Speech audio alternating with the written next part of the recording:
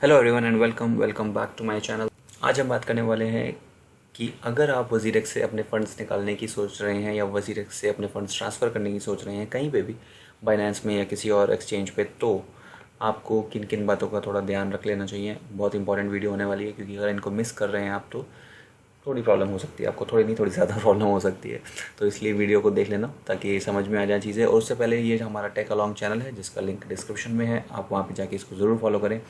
यहाँ पे देखिए, मैंने कल वीडियो बनाई थी जब इथेरियम का प्राइस 143 के आसपास था। अब यहाँ पे ये मैंने स्क्रीनशॉट शेयर किया, यहाँ पे हाई जो था वो 155,000 तक गया था। तो इथेरियम में अभी भी काफ़ी ज़्यादा पोटेंशियल है, जैसे कि मैंने कल वीडियो बताई थी उसमें डिटेल में समझाया था। आप चाहें तो मेरे चैनल पे जाके देख सकते हैं उस वीडियो को, डिटेल में देखना ही चाहिए। और अगर नहीं है देखा है तो अब यहाँ पे मेरा टेलीग्राम चैनल जब ज्वाइन करेंगे आप हमारा, तो यहाँ पे आपको लिंक मिल जाएगा। काफ़ी एक्सप्लेन किया हुआ है, आपको समझने में आसानी होगी सिंपल लैंग्वेज में।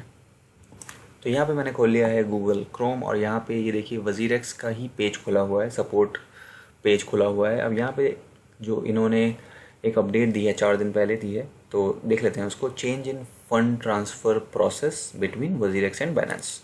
तो फंड ट्रांसफ़र प्रोसेस में कुछ चेंज है अगर आप वज़ीरेक्स और बाइनेंस में ट्रांसफ़र कर रहे हैं तो, ठीक है, इनके बीच में। तो यहाँ बोल रहे हैं, नमस्ते tribe, based on recent events हमने कुछ चेंजेस किए हैं।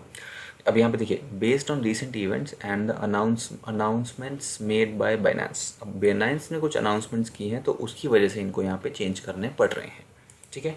सबसे पहला पॉइंट, इन्होंने इनिशिएटिव नहीं लिया है, बाइनेंस की तरफ से बोल कुछ अनाउंसमेंट्स हुई थी, जैसे कि आपको पता ही है सीजेड ने की थी कि हमने उसको नहीं ख़रीदा है। वो सारी बातें हो चुकी हैं ऑलरेडी। तो अभी देखते हैं क्या है इन्होंने चेंजेस किए हैं।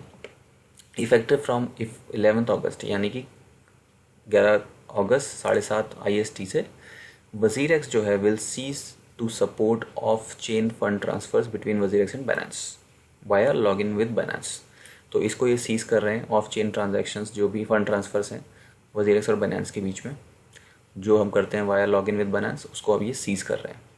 और वैसे इससे पहले देखिए, बहुत एक चाइनीज़ में कहावत है कि जब आप किसी को मारने निकलते हैं तो आपको 2 कब्र खोद लेनी चाहिए, एक उसकी और एक अपनी।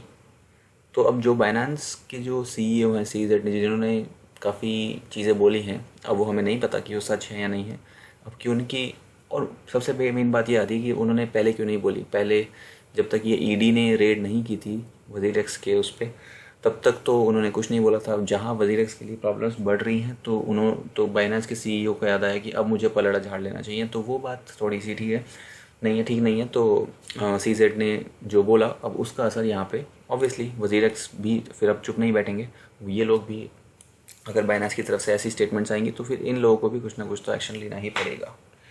अब यहाँ पे चलिए नेक्स्ट पॉइंट देख लेते हैं। Users will still be able to deposit and withdraw balance via standard on chain withdrawal and deposit process, ठीक है। और सिंपल है वो, यूजर्स हु यूज़ जो log in with Binance via Binance use करते हैं can continue to log in to the WazirX exchange by using the forgot password option, ठीक है, and entering the same email as the email on their Binance. तो same email use करके आप password reset करके ये use कर सकते हो, लॉग इन वाया बाइनेंस। अब उसके बाद ये एक इम्पॉर्टेंट टॉपिक है जो ये आपको जानना ज़रूरी है, पॉइंट है। अब यहाँ देखिए, for those withdrawing crypto to international exchanges. अब क्योंकि हाँ देखिए, CEO जो बाइनेंस के हैं CZ, उन्होंने बोला कि आप अपने वज़ीरेक्स से फ़ंड ट्रांसफ़र कर लीजिए बाइनेंस में। मैं तो यही बोलूँगा, ऐसा उन्होंने बोला। अब यहाँ पे उन्होंने दूसरे को मारने के लिए गए, वो चाइनीज़ वाली कहावत, और यहाँ पे अब उन्होंने 2 कब्र खोद लेनी चाहिए उनको, क्योंकि फिर अब वज़ीरेक्स की तरफ से भी एक्शन आएगा। जब 2 लोगों की लड़ाई होती है तो अगर एक मारता है तो दूसरा भी मारता है। तो यहाँ पे देखिए, for those withdrawing crypto to international exchanges, एक तरह से ये इनडायरेक्टली आई थिंक फाइनेंस के बारे में ही बोल रहे हैं। Most of these exchanges do not have a TDS framework in place. TDS मतलब क्या हो गया, टैक्स डिडक्शन एट सोर्स। वो फ्रेमवर्क उसमें आपको मिलेगा ही नहीं। तो फिर अभी आगे देखिए क्या कह रहे हैं, ये कह रहे हैं कि जब उन एक्सचेंजेस पे वो TDS फ्रेमवर्क है ही नहीं तो आप मूव करके क्या कर लोगे। Also many of them have no visibility over the users real identity और the scale of transactions, thus putting the onus of deducting TDS on the individual which is nearly impossible। तो tax calculate नहीं हो पाएगा तो काफ़ी सारी दिक्कतें आएंगी, ये कहना है वज़ीरेक्स का। अब यहाँ पे देखिए as per section 194S of income tax act it is mandatory for the buyer to deduct 1% of the amount paid to the Indian seller for transactions more than $10,000। अब यह कह रहे हैं कि 1% तो मैंडेटरी है कि आपको टैक्स कटाना ही पड़ेगा, और कुछ केसेस में 5% भी होता है। बट ये सब जो चीज़ें हैं वो कह रहे हैं कि बाइनेंस में या फिर किसी और इंटरनेशनल एक्सचेंज में आपको नहीं मिलेंगी, क्योंकि ये इंडियन लॉ के हिसाब से है, ठीक है।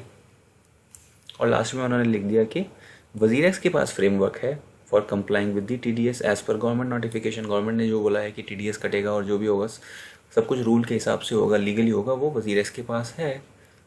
तो इसलिए वो कह रहे हैं कि we request the users not to panic and take the right decision. तो गाइज आई थिंक CZ ने जो बोला, जो चीज़ें सडनली आके बोलने लगे जब वजीरेक्स के लिए चीज़ें ख़राब थी, तो इस वजह से वजीरेक्स के जो ओनर्स हैं उनको भी वो बात ठीक नहीं लगी होगी, और वो भी ऑब्वियसली बैकफायर करेंगे, क्योंकि लोग अगर इस तरह से वजीरेक्स को छोड़ के बाइनेंस की तरफ जाएंगे तो वजीरेक्स भी खाली हो जाएगा, और फिर ये प्रॉब्लम बढ़ेगी इंडियन ट्रेडर्स के लिए बहुत ज़्यादा। और अगर ऐसा हो गया पूरी तरह से तो वजीरेक्स को, जैसे कि इंडिया का सबसे नंबर 1 क्रिप्टो करेंसी एक्सचेंज माना जाता है, अगर उसके साथ कुछ बुरा हुआ तो गवर्नमेंट डेफिनेटली कुछ ना कुछ एक्शन प्लान लेके आएगी, और उनके पास बहुत ही ज़्यादा स्ट्रॉन्ग पॉइंट होगा जो कि चीज़ों को फिर बहुत ज़्यादा ख़राब कर सकता है। तो आई थिंक जो CZ की स्टेटमेंट थी बहुत ही अजीब सी थी, सडनली आप आके बोलना कि हमने तो एक्वायर नहीं किया था 2019 में, ऐसा ये सब जो भी हुआ था, तो थोड़ा सा वो ठीक नहीं था आई थिंक, क्योंकि वो सब ने इंडियंस के लिए, जो इंडियन ट्रेडर्स हैं उनके लिए प्रॉब्लम्स बहुत काफ़ी बढ़ा दी हैं। अब यहाँ पे देखिए वजीरेक्स भी अब काफ़ी ट्राई कर रहा है कि वो अप टू डेट रहे, चीज़ों को थोड़ा ठीक करे, क्योंकि देखिए ये 1 डे अगो न्यूज़ आई है उनकी कि enabling on chain deposits for coins. अब ये जो कॉइन्स है आप स्क्रीन पॉज करके देख सकते हैं, तो इन कॉइन्स के लिए उन्होंने ऑन चेन जो डिपॉजिट्स हैं वो चालू कर दिया है, स्टार्ट कर दिया है। आप ये देखिए सारे कॉइन्स हैं, मैं नीचे तक स्क्रॉल कर देता हूँ। एक नोट भी दिया है कि deposits enabled via ERC-20 network, ठीक है, और कोई नेटवर्क यूज़ नहीं करना, यही नेटवर्क को यूज़ करके आप डिपॉजिट कर सकते हो। तो यही था गाइस आज की वीडियो में। आई होप वीडियो आपको इन्फॉर्मेटिव लगी होगी। इन्फॉर्मेटिव लगी हो तो लाइक करना, चैनल को सब्सक्राइब करना। मिलते हैं अगली वीडियो में, तो के लिए बाय बाय।